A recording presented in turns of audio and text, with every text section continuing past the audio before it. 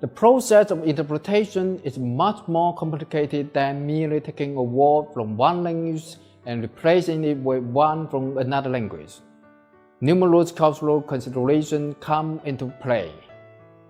For instance, there is sometimes no single word which has an equivalent meaning in another language, making direct interpretation or translation difficult.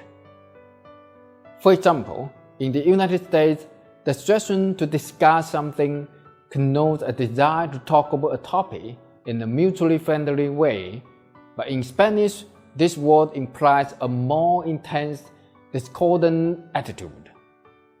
Cultural factors often make literal translation devoid of any cultural-specific nuance, potentially misleading. For example, literal translation of the names of Chinese dishes can often be confusing and even funny for an English speaker.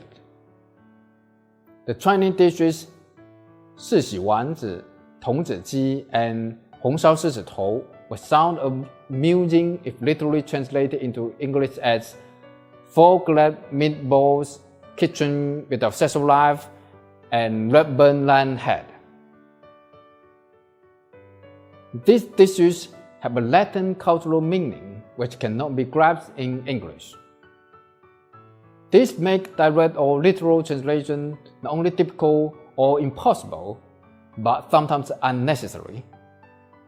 In such cases, we might try to achieve the functional equivalence of a translated message or word.